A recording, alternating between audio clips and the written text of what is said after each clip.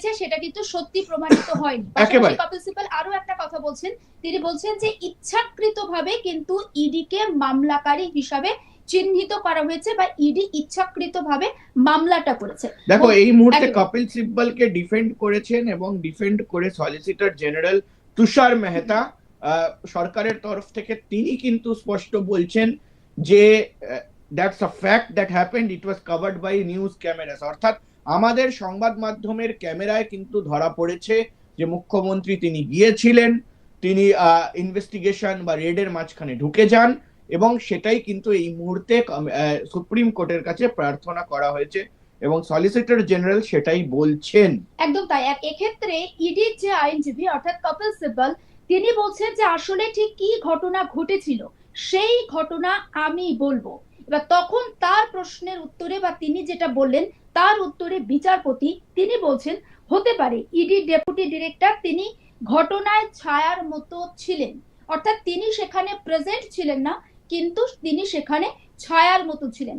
এটা বিচারপতি অর্থাৎ কপিল সিব্বলের হয়ে পাল্টা কাউন্টার করলেন বিচারপতি অনির্বাণ।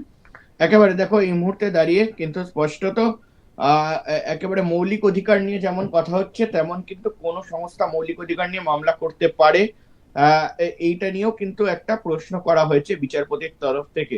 এবং তার পাশাপাশি কিন্তু কপিল সিব্বল বিচারপতি মিশ্রের যে প্রশ্ন সেই প্রেক্ষিতে সিব্বল বলেছে কোন সংস্থা নিজ মৌলিক অধিকার প্রয়োগ করতে না পারলেও সেই সংস্থার শেয়ার হোল্ডার ব্যক্তি হিসাবে নিজের অধিকার নিয়ে কেউ আদালতে যেতে পারেন। অবশ্যই মানে এটা কিন্তু একটা স্পষ্ট বিষয় যে আদালতে কিন্তু যে কেউ যেতে পারেন এবং তার পাশাপাশি নিজের যে মৌলিক অধিকার নিয়ে প্রশ্ন ওঠে সেই মৌলিক অধিকার নিয়ে কিন্তু প্রশ্ন করতে পারেন। এবং একটি সংস্থার মধ্যে যদি এই মৌলিক অধিকারের প্রশ্নটি ওঠে, অর্থাৎ সে জায়গায় দাঁড়িয়ে যদি আমার বা তোমার ক্ষেত্রে ওঠে, তাহলে আমার যিনি ঊর্ধ্বতন কর্তৃপক্ষ অর্থাৎ একেবারে এডিটর হোক বা কোথাও গিয়ে আরো কোনো আমাদের ম্যানেজার হোক, হ্যাঁ, তারাও কিন্তু এই বিষয় নিয়ে চর্চা করতে পারেন বা আমাদের পক্ষে সওয়াল করতে পারেন।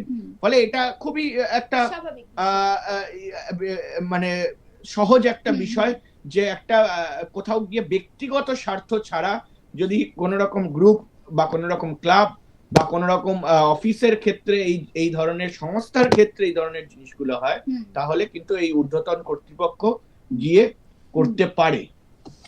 একেবারে তাই। এবং মৌলিক অধিকার চেয়ে কেন মামলা হবে এই প্রশ্নটা কিন্তু তুলেছেন কপিল সিব্বল এবং তিনি বলছেন যে ইডি বলছে পশ্চিমবঙ্গে যে তদন্ত হচ্ছে সেটা রাজ্য সরকারকে দিয়ে করানো উচিত নয়, যেটা অনির্বাণ একটু আগেই বলল।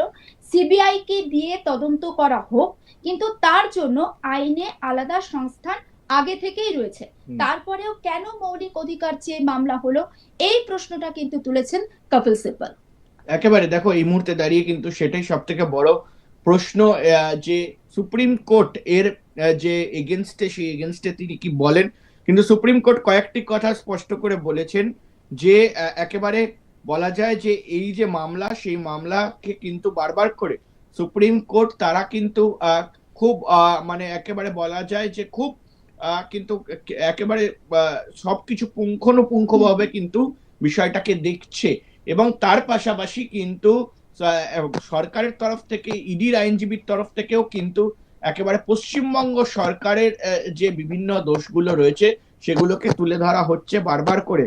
এবং কপিল সিব্বলকেও কিন্তু চ্যালেঞ্জ করা হচ্ছে যে মামলাকারী ঘটনাস্থলে ছিলেন না আইপ্যাক মামলায় সওয়াল সিব্বলের, তিনি কিন্তু এই মুহূর্তে মামলায় প্রশ্ন করেছেন, কিন্তু আসল ঘটনা কিন্তু স্পষ্ট করছে ইডির তরফ থেকে স্পষ্ট করা হচ্ছে যে তারা নাকি পুরো ঘটনাটার বিবরণ দেবেন, তারা বলবেন। অর্থাৎ এই বিবরণ দিতে গিয়ে কিন্তু স্পষ্টত আমরা দেখেছি যে একেবারে সরাসরি বলা হয়েছে যে যদি ইডি অফিসার বা কোন রকম এজেন্সি অফিসার তারা যখন নিজের কাজ করবেন বা ইনভেস্টিগেশন করবেন বা রেড করবেন, সেই সময় কি রাজ্যের মুখ্যমন্ত্রী তারা কি ভেতরে ঢুকে সেই কাজকে ব্যাঘাত ঘটাতে পারেন, সেটা নিয়েই কিন্তু এই মুহূর্তে প্রশ্ন, সওয়াল জবাব চলছে। তার মধ্যে আরো একটা ডেভেলপমেন্ট আমাদের কাছে এসেছে, কপিল সিব্বলের কথা বলছি, এবং সিবিআই তদন্ত কেন হতে পারে সেটা নিয়েও যখন প্রশ্ন উঠছে, তখন কপিল সিব্বল তিনি নিজে প্রশ্ন তুলেছেন যে ইডি কেন সিবিআই কে তদন্ত ভার দিতে চাইছে। কারণ ইডি আমরা জানি যে একটা নিজস্ব সংস্থা, তারা কেন সিবিআই কে দিয়ে তদন্ত করাতে চাইছে, এটা নিয়েও কিন্তু প্রশ্ন তোলা হয়েছে। ইডির আইনজীবী অর্থাৎ রাজ্যের তরফ থেকে কপিল সিব্বল তিনি প্রশ্ন তুলেছেন। দেখো এই মুহূর্তে একটা জিনিস বলে রাখি, এই যে কনফিউশনটা ক্রিয়েট হচ্ছে যে ইডি কেন সিবিআই চাইছে, এবারে বলে রাখি যে ইডি হলো এনফোর্সমেন্ট ডিরেক্টরেট, সেটা একটা আমাদের ফিনান্স ডিপার্টমেন্ট বা ফিনান্স মিনিস্ট্রি, সেই মিনিস্ট্রির একটা ভাগ। এটা ইনভেস্টিগেশন এজেন্সি, কেন্দ্রীয় তদন্তকারী সংস্থা। তাদের যে কাজ, সেই কাজটা হলো যে মানি লন্ডারিং থেকে শুরু করে বিভিন্ন জায়গায় বেআইনি টাকা, সেগুলোকে উদ্ধার করা বা সেগুলোর হিসাব চাওয়া।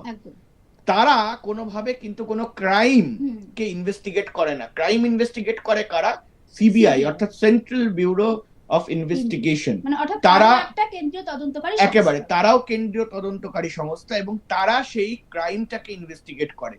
এবারে বলে রাখি যে মুখ্যমন্ত্রী মমতা বন্দ্যোপাধ্যায় যখন তিনি গিয়েছিলেন প্রতীক জৈনের বাড়িতে, বা যখন তিনি গিয়েছিলেন প্রতীক জৈনের অফিসে, সেই সময় ভেতরে কি হয়েছিল, কি কথোপকথন হয়, কিভাবে পুরো বিষয়টা ভেতরে একেবারে আনফোল্ড হয়, এবং তার পাশাপাশি কোন ফাইল নিয়ে আসা হয়, ফাইলে কি ছিল, আদেও মুখ্যমন্ত্রীকে ফাইল দিয়ে দেওয়া হয়, নাকি ফাইলটি তিনি একেবারে বলা যায় যে লড়াই করে নিয়ে আসেন, এবং তার পাশাপাশি যে বিভিন্ন যে একেবারে বলা যায় হার্ড ড্রাইভ থেকে শুরু করে ল্যাপটপের কথা তিনি বলেছেন, সেটাকে তিনি জোর করে ছিনিয়ে নিয়ে আসেন, বা কোথাও গিয়ে রাজ্য সরকারের যে পুলিশ অফিসাররা গিয়েছিলেন, সেই পুলিশ অফিসাররা কি সাহায্য করেন মুখ্যমন্ত্রীকে, নাকি পুলিশ অফিসাররাই ছিনিয়ে নেন।